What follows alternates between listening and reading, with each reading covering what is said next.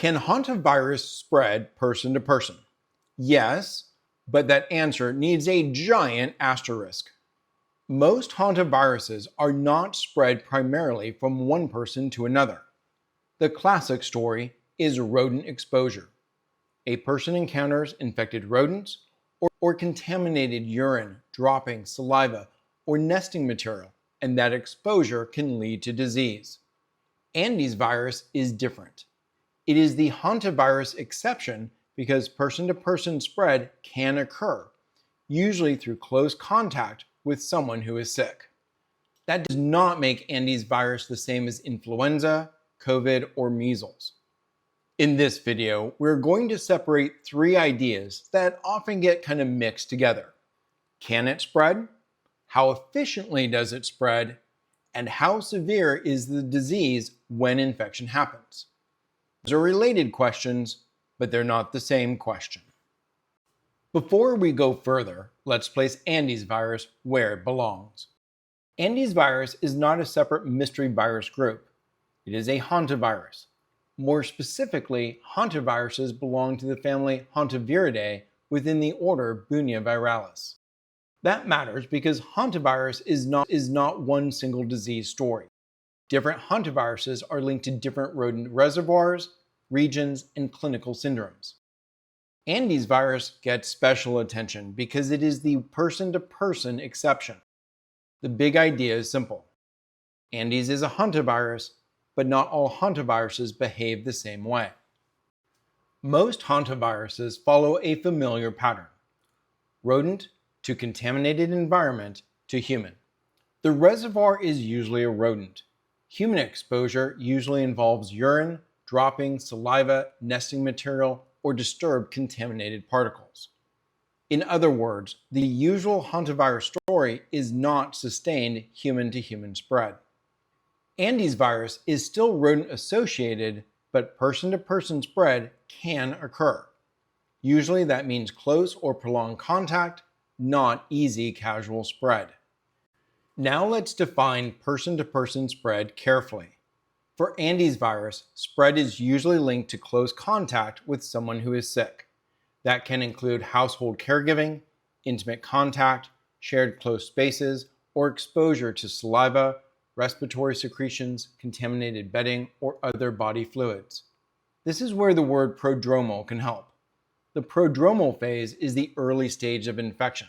The person is not symptom-free, but the signs are mild, vague, or flu-like. Person-to-person spread is possible. Efficient spread is another question. This brings us to R0.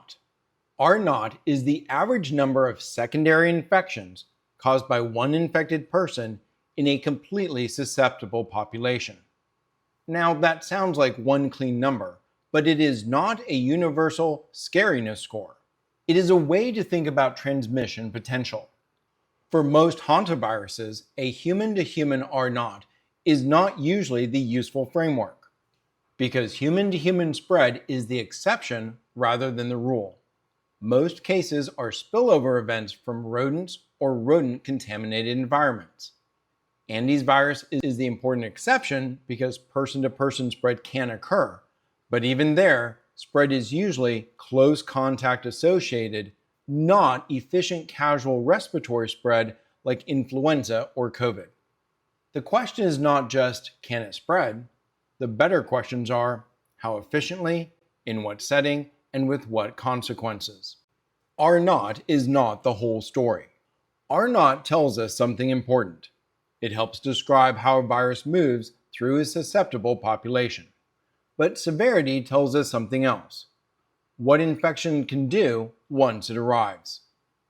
Spread and severity are different questions. One virus can spread widely and cause mild disease in many people. Another can be rare, but severe when it occurs. That's why hantavirus feels different. It does not behave like measles, it does not spread like influenza.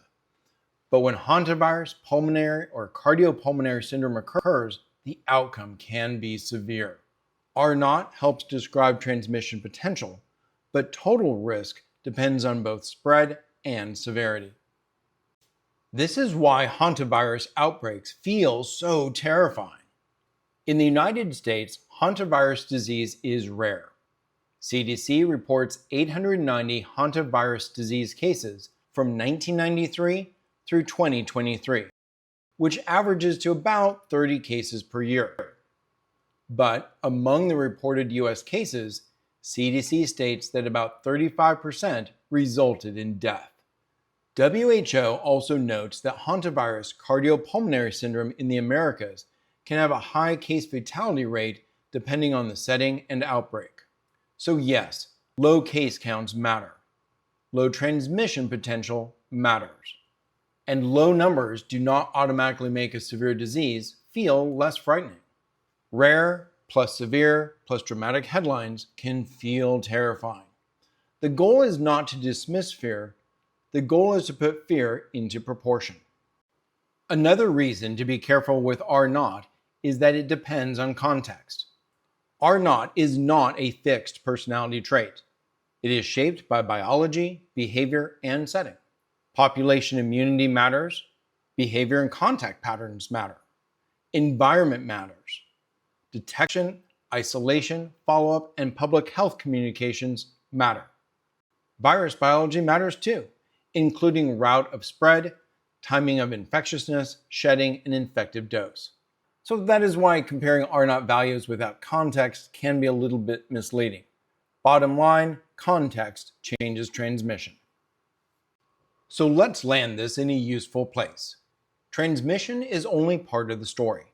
To make good decisions, we need to know the risk, use precautions, and yes, enjoy and live life. Know the risk means understanding what we are actually dealing with. Most hantaviruses are primarily rodent-associated. Andes virus is the important exception because person-to-person spread can occur. Use precautions means take the risk seriously without inflating it. And enjoying and living life means that we do not let dramatic headlines make every decision for us. Maybe take a cruise. Respect severity, understand transmission, avoid panic. Thank you for watching. I'm Christopher Lee, and what you know today protects everyone tomorrow.